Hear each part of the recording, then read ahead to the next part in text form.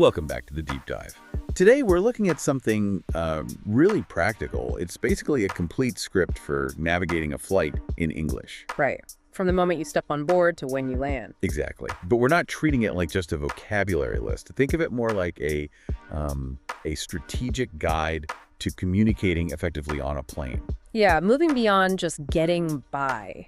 We want you, the listener, to feel confident, to have the right words, the right structures, really, for those moments that can sometimes feel a bit stressful. Like asking for help.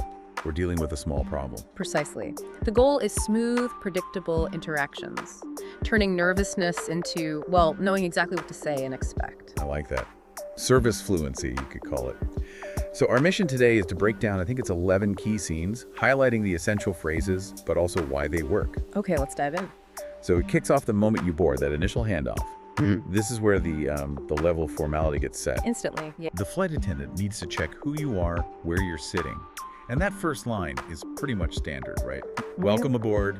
May I see your boarding pass, please? It is. And notice the "may I see?" It's very polite, quite formal, even though, let's be honest, you have to show it.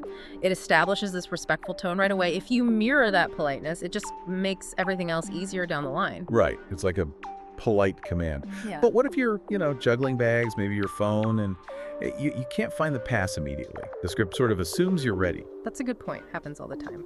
The best thing, just signal you need a second. Say something like, "Oh, just a moment, please," or "Sorry, let me just find that." Okay.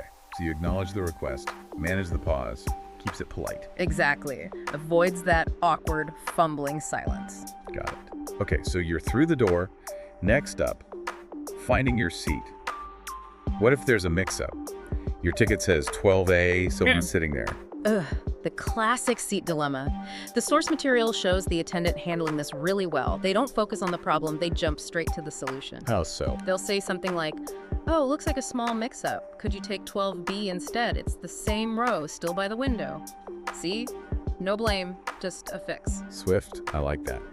The takeaway for you listening is to notice how they just absorb the issue. Right, and that leads straight into bags. Always a fun part. Yeah. The attendant usually points out the options, right? The overhead bin or under the seat in front of you. Yep, those are the key terms you need.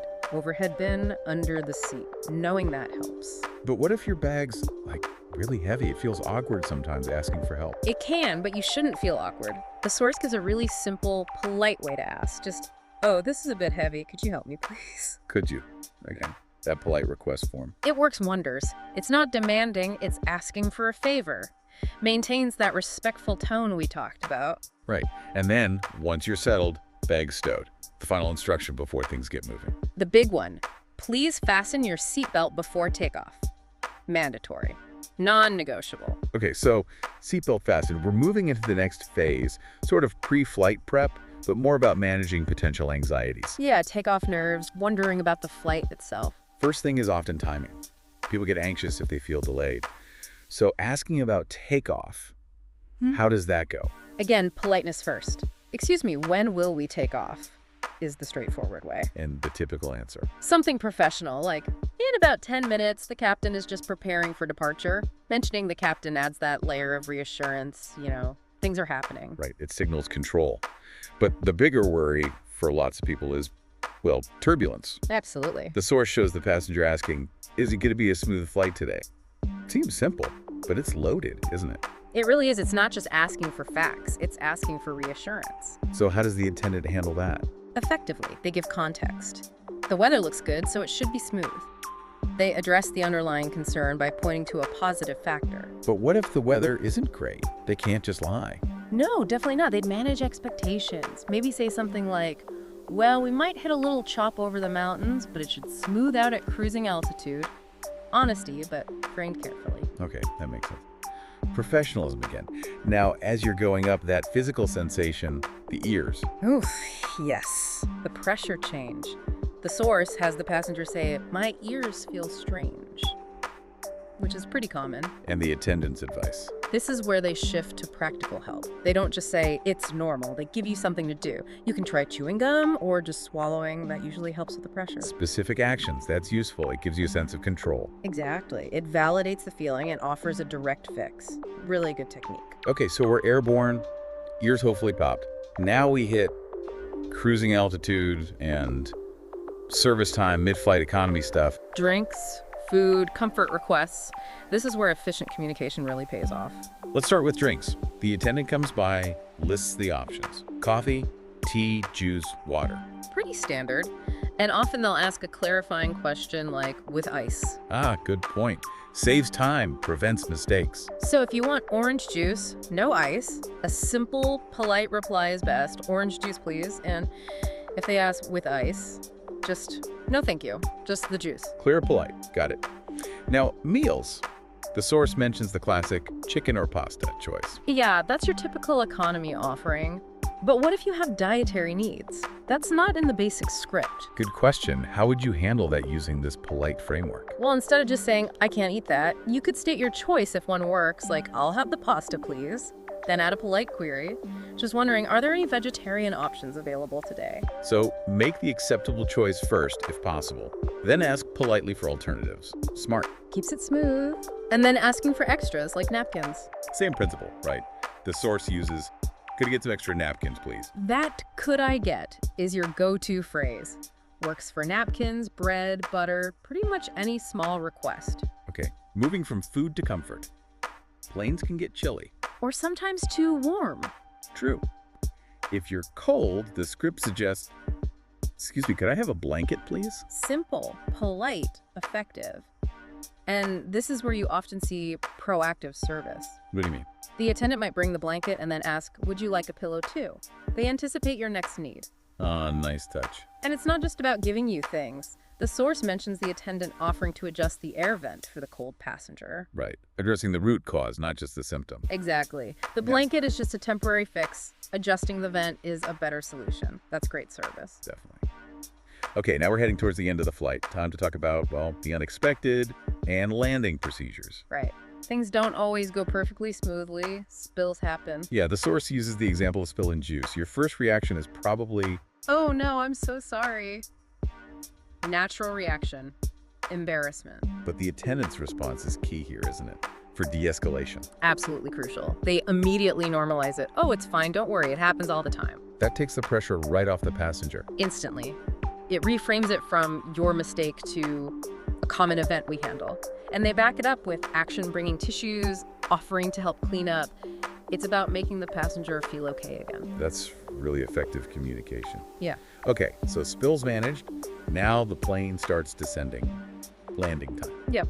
You'll hear an announcement, something like, ladies and gentlemen, we'll be landing in about 20 minutes. Please ensure your seatbelts are fastened. And this is when the rules get stricter, right? Mhm. Service stops. Safety becomes the absolute priority. Correct. The interaction mode shifts. So what if someone needs the restroom right then? Yeah. They ask, can I still go to the restroom? Common question, but the answer has to be no. Safety regulations. How do they deliver that no, politely but firmly? They use that softening technique again. I'm afraid it's not allowed during landing. Please remain seated. I'm afraid. That little phrase cushions the refusal. Precisely. It signals regret while stating the firm rule. Maintains politeness even when denying the request. Very important during this critical phase. And that structure, I'm afraid, followed by the rules seems really useful in many situations, actually. It is a polite way to deliver unwelcome but necessary information. Okay, wheels down. Smooth landing, hopefully. Time for the exit. Yeah, the final interaction. It's nice to offer a positive closing remark. The source suggests complimenting the landing. That was a smooth landing. And thanking the crew, maybe thank you for the excellent service. Always appreciated. And the attendant typically responds with warmth. You're welcome. We hope to see you again soon. Bookends the journey nicely. It really does. So we've covered the whole flight, from stepping on to stepping off. Let's recap maybe the 5 most useful phrases, not just the words, but the type of phrase. Good idea. Looking back, these structures were key. First, that formal request. May I see your boarding pass? Sets the polite tone. Right. Second, the polite ask for help. Could you help me with my bag? Softens the request. Third, the simple, polite statement of choice. I'll have the pasta, please. Clear and courteous. Yeah. Fourth, the standard comfort request. Could I have a blanket? Again, that could I. Yeah, keeps coming up. And fifth, the polite refusal structure. I'm afraid it's not allowed during landing. Firm but respectful denial. Those 5 really demonstrate that consistent use of, well, politeness structures, conditional words like may I, could I, and softeners like I'm afraid. Exactly. It's the underlying strategy. It's less about memorizing lines and more about understanding how to frame your communication for a positive outcome, whether you're asking or telling. Makes total sense. It ensures the whole service interaction just works better for everyone involved. Definitely. Politeness is efficiency in this context. Right, so final thought for you to chew on. We saw how smoothly most situations were handled, and we know that safety rule about staying seated during landing is absolute. So what might be the one question or request that flight attendants probably wish passengers would never ask in those final 20 minutes before touchdown? Something to ponder for your next flight.